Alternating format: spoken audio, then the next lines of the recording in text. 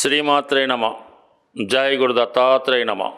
ఈ వీడియోలో మనం ప్రస్తుతం గురువు యొక్క గమనంలో గురుగ్రహం నవంబర్ 12వ తారీఖు నుంచి అంటే 2025 నవంబర్ 12 నుంచి 11వ తారీఖు మార్చి 2026 వరకు కూడా గురుగ్రహం వక్రగమనం పొందడం జరుగుతూ ఉంది. అంటే గురువు మామూలు కన్నా వక్రగమనంలో ఉన్నప్పుడు అత్యంత శుభ ఫలితాలు ఇవ్వడం జరుగుతూ ఉంటుంది. సో మళ్ళా మనకి ఇదే గురువు అక్టోబరు 18వ తారీఖు నుంచి డిసెంబరు 5వ తారీఖు వరకు అంటే ఇంతంతా 2025వ సంవత్సరం అక్టోబర్ 18 నుంచి డిసెంబర్ 5 వరకు కూడా గురువు కర్కాటక రాశిలో సంచరించడం జరుగుతూ ఉంటుంది. అంటే అక్టోబర్ 18న కర్కాటకంలో ప్రవేశించిన గురువు నవంబర్ 12వ తారీఖున వక్రగమనం పొంది తిరిగి మళ్ళా మిథున రాశిలోకి ప్రవేశించడం జరుగుతుంది. సుమారుగా ఒక 50 రోజుల పాటు ఈ గురువు కర్కాటక రాశిలో తన ఉచ్చక్షేత్రంలో అత్యంత బలవంతుడై సంచరించడం జరుగుతూ ఉంటుంది. అంటే మొత్తం మీద పునర్వసు నక్షత్రంలోనే ఇదంతా జరుగుతుంది. పునర్వసు నక్షత్రం 3 పాదాలు మిథున రాశి యందు, ఒక పాదం కర్కాటక రాశి యందు సంచరించడం జరుగుతూ ఉంటుంది. ఈ కారణం వల్ల ఏంటంటే గురువు ఈ సమయంలో మీకు కర్కాటకంలో గురువు ఉచ్చ పొందడం జరుగుతూ ఉంటుంది. ఏదైనా ఒక గ్రహం ఉచ్చక్షేత్రానికి వెళ్తున్నప్పుడు అత్యంత బలం పుంజుకొని తన యొక్క శుభ ఫలితాల్ని వివిధ రాశుల వారికి, గురుదశ జరుగుతున్న వాళ్ళకి, గురువు యొక్క అంతర్దశ జరుగుతున్న వాళ్ళకి అనుకూలంగా ఇవ్వడం జరుగుతూ ఉంటుంది. సో అయితే ఇప్పుడు ఈ గురుగ్రహ ప్రభావం ఏ రాశి వారి మీద ఏ విధంగా ఉంటుందో తెలుసుకునే ముందుగా ఇక్కడ చిన్న మళ్ళీ లాజిక్ ఒకటి ఉందన్నమాట. ఈ ప్రస్తుతం ఈ రాహుగ్రహం గురువు యొక్క నక్షత్రం అయినటువంటి పూర్వభాద్ర నక్షత్రంలో సంచరించడం జరుగుతుంది.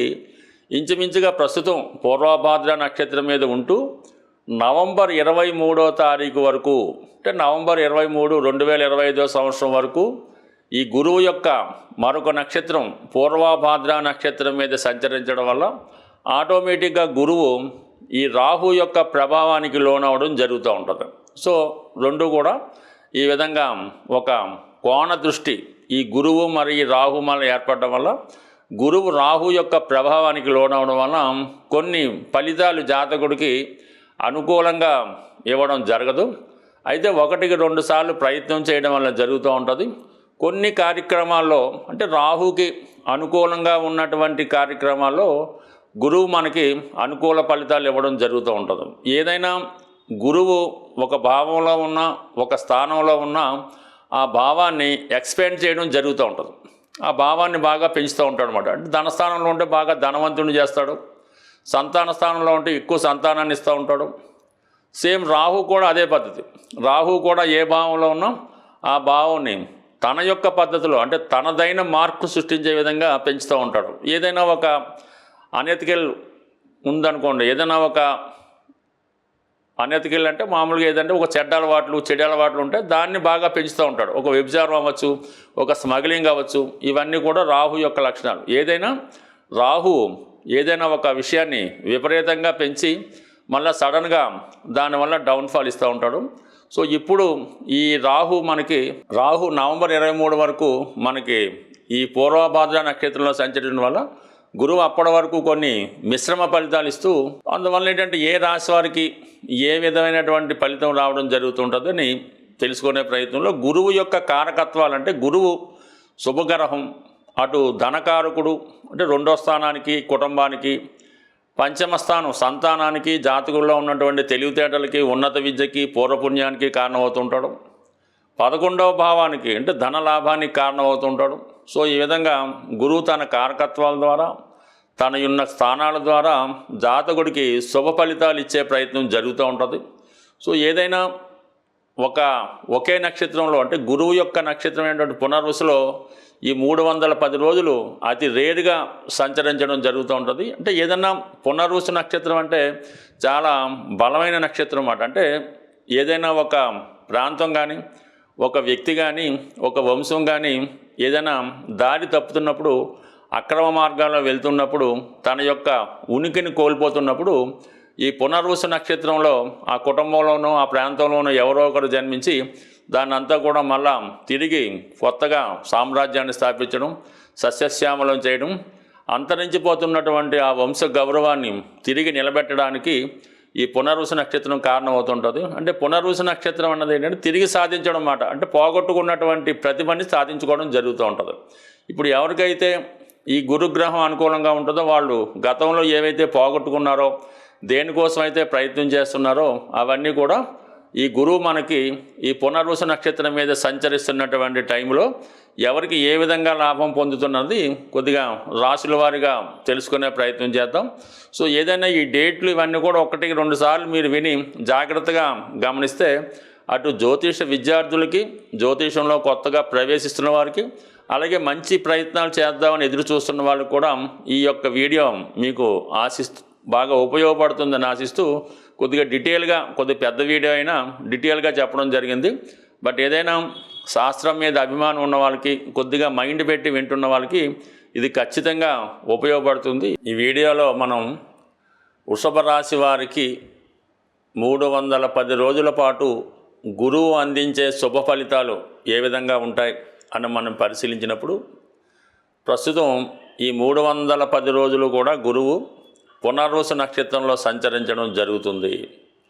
అంటే సాధారణంగా ప్రస్తుతం గురువు ఏ రాశిలో ఉంటే ఆ రాశి ఫలితాలు అయితే పునర్వసు నక్షత్రంలో ఉండడం వల్ల గురువు యొక్క సొంత రాశులైనటువంటి ధనుస్సు అలాగే మీనం ఈ రాశుల యొక్క ఫలితాలు కూడా మీకు ఇవ్వడం జరుగుతూ ఉంటుంది. దాంతోపాటుగా ప్రస్తుతం మిథున రాశిలో ఉన్నటువంటి గురువు కన్యా రాశిలో ఉంటే ఏ విధమైన ఫలితం వస్తుందో ఆ ఫలితం కూడా రావడం జరుగుతూ ఉంటుంది. సో ఏదైనా వృషభ రాశి వారికి రాబోయే ఆగస్టు 12 నుంచి జూన్ 18 మధ్యలో అంటే 310 రోజులు చాలా కాలంగా ఆగిపోయినటువంటి ముఖ్యమైనటువంటి పనులు, అలాగే మీ జీవిత ఆశయం, మీరు దేనికైతే సాధించాలి, ఏదైతే మీ యొక్క ఆశయంగా పెట్టుకున్నారో ఆ ఫలితాన్ని మీరు 100% సాధించడం జరుగుతూ ఉంటుంది. దానికి కేవలం మన వృషభ రాశి వారికి గురువు యొక్క అనుగ్రహంతో పాటు మనం చెప్పిన పీరియడ్ అంతా కూడా శని కూడా లాభస్థానంలో ఉంటూ కొద్ది రోజుల పాటు ఈ గురువు మీద కోణ దృష్టి ఏర్పడడం జరుగుతూ ఉంటుంది అన్నమాట. దీనివల్ల కూడా జాతకుడి యొక్క ముఖ్యమైన కార్యక్రమాలు నెరవేరడం జరుగుతుంది. అది ఏంటన్నది కొద్ది డీటెయిల్గా తెలుసుకున్నప్పుడు మరి ముందుగా ధనస్థానంలో ఉన్నటువంటి గురువు అటు అష్టమాధిపతిగా ఆకస్మిక ధనలాభాన్ని, పోగొట్టుకున్నటువంటి ధనం తిరిగి సంపాదించుకోవడం, దూరమైనటువంటి బంధువులు కొంతకాలం పాటు మీకు దూరంగా ఉంటూ అసలు మాట్లాడలేకుండా ఎక్కడో విదేశంలోనో చాలా ప్రాంతంలో ఉన్నవారు తిరిగి మళ్ళా మీ కుటుంబంలో కలుసుకోవడం జరుగుతూ ఉంటుంది. అలాగే ముఖ్యంగా ఏంటంటే కుటుంబంలో ఆగిపోయినటువంటి శుభకార్యాలు ఏమైనా ఉంటే తిరిగి పునఃప్రారంభం అవడం జరుగుతూ ఉంటుంది. అంటే ఏదో కొంతకాలం పెళ్లి ప్రయత్నాలు చేస్తాం, ఏదో కారణం వల్ల ఆగిపోతూ ఉంటాయి, దాన్ని మళ్ళీ తిరిగి ప్రారంభిస్తారన్నమాట. అంటే గురువు ఏ భావంలో ఉంటే ఆ భావం పెంచుతాడనుకున్నాం కదా, కుటుంబ సభ్యుల సంఖ్య పెరుగుతుంది. సో దీనివల్ల మీ కుటుంబంలో ఎవరో ఒకరు వచ్చి కలవడం వల్ల అది సంతానం వల్ల అవ్వచ్చు, మీకు సంతానం అవ్వచ్చు, పిల్లలు పెళ్ళి అవ్వచ్చు, ఇవన్నీ జరగడం వల్ల అనుకూలత ఏర్పడుతుంది. గురువు ధనకారకుడుగా ధనాన్ని, సంతానకారకుడుగా సంతాన్ని ఇవ్వడం జరుగుతూ ఉంటుంది. దాంతోపాటు లాభాధిపతి ధనం, అంటే మనం ఏదైనా పని చేసినప్పుడు కొంత లాభాన్ని ఆశిస్తూ ఉంటాం, అటువంటి లాభాన్ని ఈ సమయంలో రావడం జరుగుతూ ఉంటుంది. ఇది ఒక విధంగా ఒక ప్రైజ్ మనీ లాంటిది కూడా అవ్వచ్చు. మొత్తం మీద ఆర్థిక పరంగా బాగుంటుంది. దాని తర్వాత ఏంటంటే అక్కడ శని భగవానుడు ఉన్నాడు కదా మనకి గురువు యొక్క రాశి మీనరాశిలో. దానివల్ల ఏమైందంటే శని యొక్క ఫలితాలు 9-10 అంటే ఉద్యోగ ప్రయత్నాలు ఫలిస్తాయి. నిరుద్యోగులకి ఉద్యోగ అవకాశాలు రావడం జరుగుతూ ఉంటుంది. గతంలో ఏదైనా ఉద్యోగం కోసం ప్రయత్నం చేసి మాని ఉంటే ఆ ఉద్యోగం అన్నది రావడం జరుగుతూ ఉంటుంది. ఎస్పెషల్లీ విదేశ ప్రయత్నాలు, విదేశ వ్యవహారాలు చాలా వరకు కలిసి రావడం జరుగుతూ ఉంటుంది. ఇంకా ఫైనల్గా మరి పంచమ స్థానం వల్ల ఏంటి విద్యార్థులకి ఇది అనుకూలంగా ఉంటుంది. అలాగే ఈ ప్రేమ విషయాల్లో కొంతవరకు సక్సెస్ కూడా రావడం జరుగుతూ ఉంటుంది. అంటే 2లో ఉన్నటువంటి గురువు ఏం చేస్తాడంటే 2, 6, 10 అంటే ధర్మ త్రికోణాన్ని యాక్టివేట్ చేస్తాడు. దానివల్ల ఉద్యోగపరంగాను వ్యాపారపరంగా అనుకూలంగా ఉంటుంది. కొన్ని బాధ్యతలు ఏవైతే మీకు రెస్పాన్సిబిలిటీస్ ఉంటాయి, పిల్లల్ని చదివించాలి, పెళ్ళిళ్ళు చేయాలి, ఇటువంటి బాధ్యతలు ఏమైనా ఉంటే ఆ బాధ్యతలు సక్రమంగా నిర్వహిస్తారు. దాంట్లో మళ్ళా అక్టోబర్ 18 నుంచి డిసెంబర్ 5 మధ్యలో గురువు 3వ స్థానానికి రావడం జరుగుతుందన్నమాట. అంటే మొత్తం మీద ఉచ్చులోకి రావడం వల్ల మీకు మళ్ళా ఈ కొత్త ఫలితాలు అంటే కొత్త పరిచయాలు పెరుగుతూ ఉంటాయి. అలాగే ఎక్కువగా ప్రయాణాలు చేస్తారు, దూరమైన మిత్రులను కలుసుకుంటారు, మంచి గురువు లభిస్తాడు. అలాగే మీరు ఒక హోదాలో ఉంటే, ఒక ఉపాధ్యాయుల్లో ఉంటే మంచి ప్రయత్నాలు, మంచి ఫలితాలు రావడం జరుగుతుంటుంది. ఏదైనా మీ యొక్క ప్రోగ్రెస్కి అటు ఆధ్యాత్మిక రంగంలో కానీ, ఉద్యోగ ప్రయత్నాల్లో కానీ, ఏదైనా మీ యొక్క వ్యక్తిగత డెవలప్మెంటు, ఇంప్రూవ్మెంటు కనబడడం జరుగుతూ ఉంటుంది. ఎస్పెషల్లీ ఎక్కువగా ప్రయాణాలు చేయడం, ప్రయాణాల ద్వారా కొత్త విషయాలు తెలుసుకోవడం, ఎస్పెషల్లీ దూర ప్రాంతంలో ఉన్నటువంటి మీ సంతానాన్ని కలుసుకోవడం, ఏదైనా గురువు వృషభ రాశి వారికి ఈ రాబోయే 310 రోజులు వారి యొక్క జీవన విధానాన్ని, లైఫ్ స్టైల్ని, ఆర్థిక వ్యవస్థని సంపూర్ణంగా మార్చడం జరుగుతూ ఉంటుంది. అయితే ఎప్పుడైనా సరే గురువు మనకు ఫలించాలంటే మనం మంచి నడవడికతో ఉండి, మంచి ఆలోచనలతో పూర్తిగా భగవంతుడి మీద భారం వేస్తే 100% మంచి ఫలితాలు రావడం అన్నది జరుగుతూ ఉంటుంది. అంటే ఏదైనా మన నడవడిక, మన మంచి ప్రయత్నం ఉన్నప్పుడే మరి గురుగ్రహం మనకి సహకరించి మమ్మల్ని అభివృద్ధి వైపు తీసుకెళ్లే ప్రయత్నం చేస్తుంది. గురుగ్రహ అనుగ్రహం సంపాదించాలంటే మరి సాధారణంగా ఈ రాబోయే ఆశ్వీజ మాసం, ఈ కార్తీక మాసం, కొన్ని పండగలు వస్తుంటాయి కదా. కార్తీక మాసంలో ఎస్పెషల్లీ మీరు ఏదైనా ఒక శివమాల ధరించిన, వెంకటేశ్వర స్వామికి సంబంధించినటువంటి మాల ధరించిన, లేదంటే రేపు దసరాలో అమ్మవారికి సంబంధించిన సంకల్పం తీసుకొని మాల ధరించిన, లేదు అయ్యప్ప స్వామి దీక్ష తీసుకున్న, ఏదో ఒక దీక్ష మీరు అది 40 రోజులు, అర్ధమండలం, 8 రోజులు, మీ యొక్క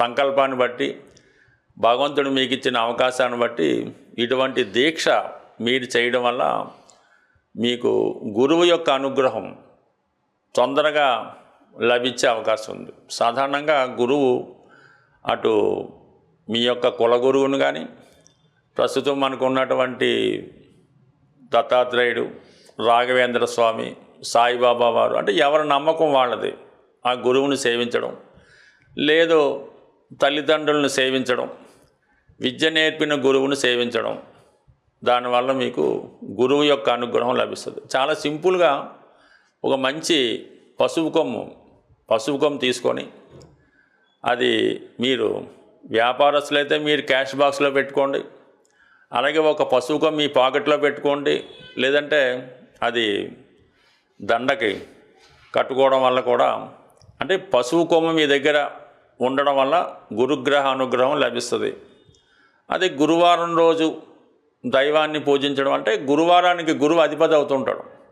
ఆ గురువారం రోజు మీరు ఏ దైవాన్ని పూజించినా ఆ సంకల్పం మీకు రావడం జరుగుతూ ఉంటుంది. బట్ ఏదైనా గురువు యొక్క అనుగ్రహం పొందాలంటే ఎక్కువగా పసుపు వాడటం, పసుపు రంగు వస్త్రాలు ధరించడం, అలాగే పసుపుతో చేసినటువంటి వినాయకుడిని ప్రతిరోజు పూజించుకోవడం వల్ల కంప్లీట్గా మీకు గురువు యొక్క అనుగ్రహం లభిస్తూ ఉంటుంది. లేదు నవగ్రహాల్లో ఉన్నటువంటి గురువు యొక్క స్తోత్రాన్ని పారాయణం చేయడం వల్ల అనేక కారణాలు, చాలా సింపుల్గా కూడా మీరు గురువు యొక్క అనుగ్రహం పొందవచ్చు. కేవలం విఘ్నేశ్వరుని గరికతో అర్చించడం వల్ల అయితేనే, వెంకటేశ్వర స్వామిని తులసి దళాలతో పూజించడం వల్ల అయితేనే, శివుణ్ణి శుభ్రమైనటువంటి గంగాజలంతో అభిషేకం చేయడం వల్ల అయితేనే, సో ఏ కార్యక్రమం చేపట్టినా కంప్లీట్గా మీకు గురుగ్రహ అనుగ్రహం లభిస్తుంది. గురుగ్రహ అనుగ్రహం ఉంటేనే జీవితంలో అదృష్టం దొరుకుతుంది. సో ఏదైనా మరి గురువు యొక్క అనుగ్రహం ప్రతి ఒక్కరు కూడా చాలా సులభంగా పొందవచ్చు. మీరు పెద్ద కష్టపడకుండా సులభంగా మన గురువులు చెప్తున్నటువంటి, అంటే చాగంటి కోటేశ్వరరావు గారు, సామవేదం షణ్ముఖ శర్మ గారు. వారు చెప్పినటువంటి ప్రసంగాలు విన్నా కూడా గురుగ్రహ అనుగ్రహం తప్పక లభిస్తుంది. స్వస్తి.